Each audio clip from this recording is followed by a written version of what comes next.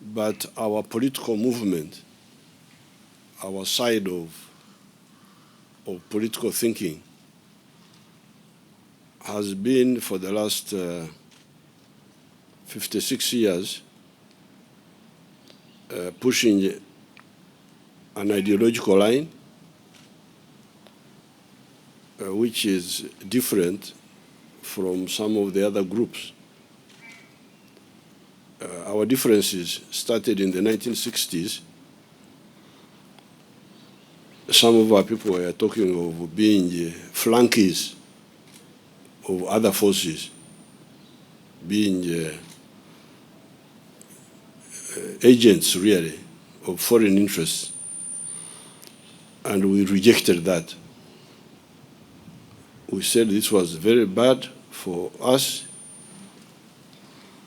not to push our own interests of Africa and instead push the interests of others. Some people thought it was just, I don't know what they thought, but they thought they could somehow be agents and also succeed.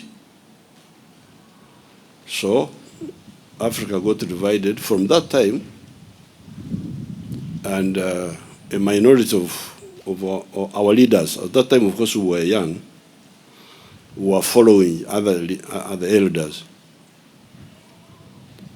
Here in Africa, we had leaders like Mwalimu Nyerere, like Mzee Kaunda, like Mzee Seretse Khama, like Sékou Touré. Kwame Nkrumah was removed. Lumumba was killed. We had others like Boumediene of Algeria. So these leaders,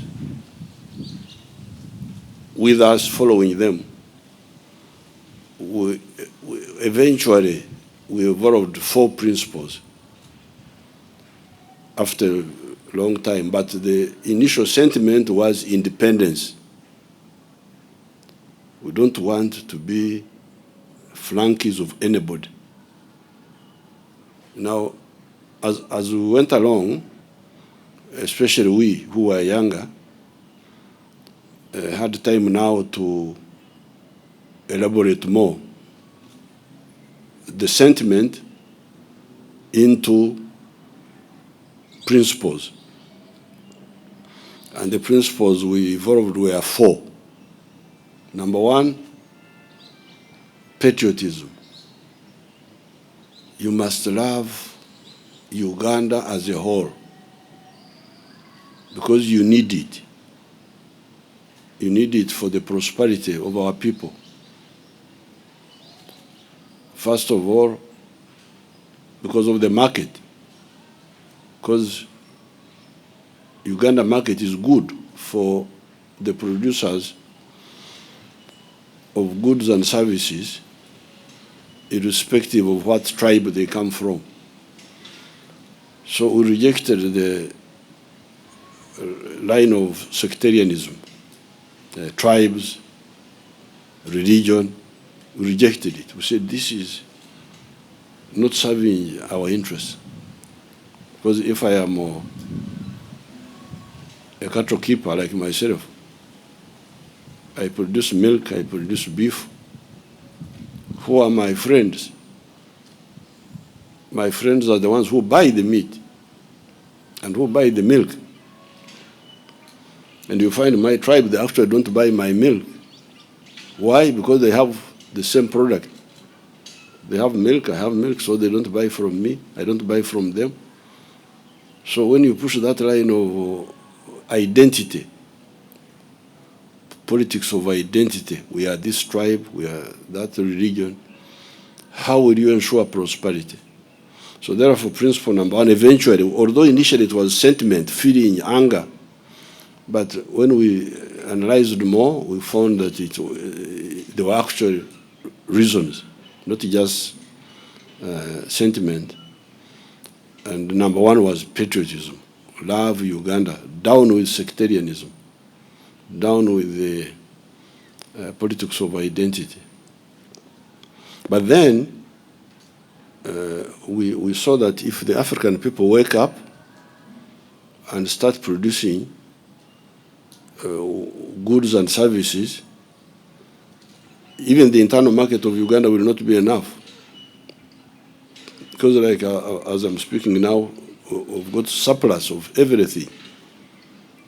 Surplus of milk, surplus of beef, surplus of bananas, of sugar, of maize, of industrial products. The internal market is not enough if we are really serious. And that's why we say the second principle is Pan-Africanism. You must work for the integration of the whole of Africa. And then the third principle was what we call socio-economic transformation, modernization. Society must go from its pre-capitalist character to a modern middle-class, skilled working-class society, and then finally democracy. So when we pushed these lines, we found that we succeeded because they attracted more followership, but also good quality followership. Both in quantity and in quality, we were doing well. And that's how we were able to build an army which fought and won the civil wars here, because we had all these series of wars, of civil wars, and were able to win because we had these intelligent supporters. They were followers who were rational, not emotional, not blind, but not fanatical, but dedicated and rational, and able to do work. And then when we took over the state, again the same line helped us. That's why we have been winning elections on the first round. We have never had what they call runoff. Never. Because this line attracts enough followers in the country that we won on the first round. And if you were to compare that with 1962,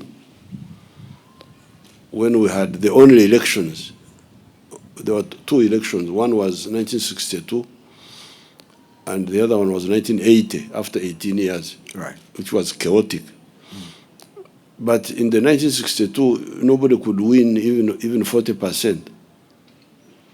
Why? Because the politics was fragmented on sectarian lines, religion, tribe.